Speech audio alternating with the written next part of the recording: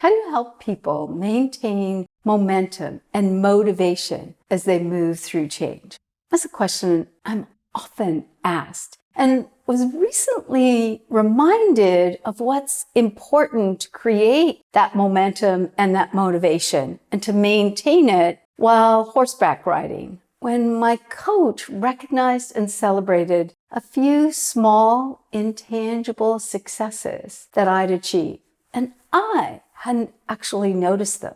But that recognition by my coach refueled my desire for learning and improving at a point when I was feeling a little discouraged. It's the same with your organizational change. In order to maintain momentum and motivation, we need to measure the intangible elements that we often can't see, but that drive that intrinsic motivation. Keep watching to discover the importance of measuring what you can't see to maintain momentum and motivation throughout your organizational change efforts. One of the essential elements for healthy and sustainable change, and a rule that we teach in our 10 Simple Rules for Getting Employees Ready for Change course, is to celebrate your successes and to measure progress. When I first introduced this rule, most leaders think about it as celebrating a particular outcome, the tangible elements, like getting everybody trained or getting the new process defined or any of those other outcome measures. These quantitative measures are important and they do help, but they just aren't enough to maintain the momentum and the motivation that you need through the most difficult parts of the change process. They also raise your risk of falling victim to the McNamara fallacy. Sociologist Daniel Yankovic coined the term the McNamara fallacy in the 1970s. It was named after Robert McNamara. He was the United States Secretary of Defense from 1961 to 68. And the fallacy describes the dangers of putting more merit into data that can be easily measured and quantified and disregarding what can't be measured easily or is more qualitative data. And then to presume that because it can't be measured easily, it's not important.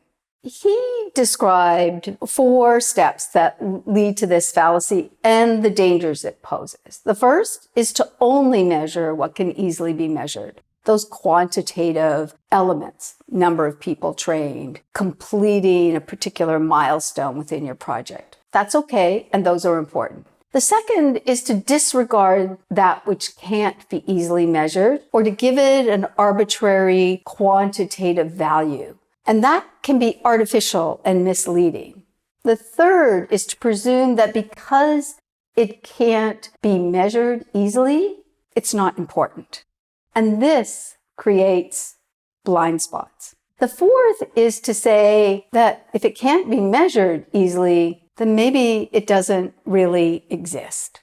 Those intangible measures, those things that are more difficult to measure, are sometimes where and what gives people the motivation and the momentum to navigate the challenges within the white space.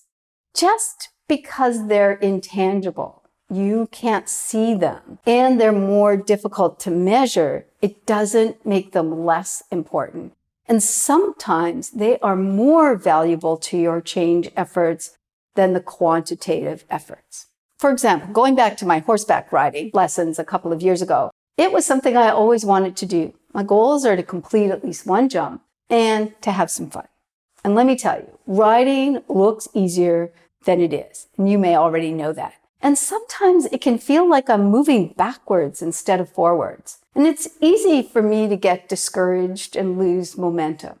So monitoring my progress is important. But it's not the tangible wins that keep me motivated. The tangible wins are very small. The momentum to keep going comes from within. It's fueled each time my coach and I recognize and celebrate an intangible success, like the confidence I felt to trot without stirrups, or the feeling of accomplishment when I completed a 2-figure 8 around the ring in a perfect rising trot. It's similar with your organizational change efforts. Yes, you need to track tangible milestones, like the number of people trained, and completing the due diligence for a merger. But to maintain momentum and ensure your changes stick, you also need to measure and assess the intangible elements. For example, the level of confidence and competence people are feeling after the training to use those new skills and knowledge, the levels of discomfort, the sense of accomplishment of where people are at on the continuum of change.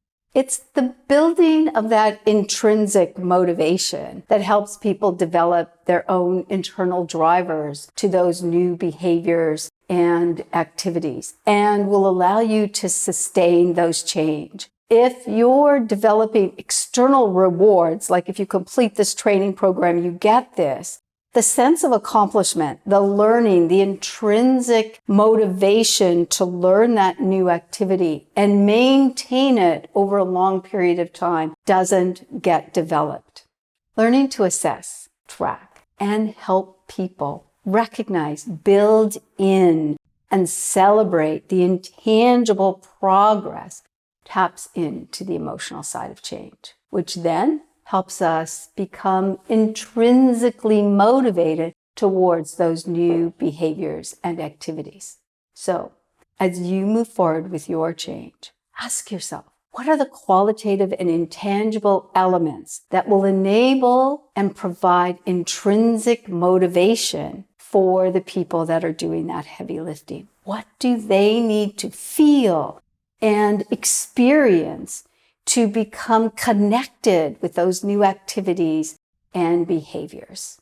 And then ask, how will we measure and celebrate those intangible elements to enable people to feel motivated and build the momentum necessary for those new activities and behaviors to be adopted? Thanks for watching. I hope you found this video helpful. Bye for now.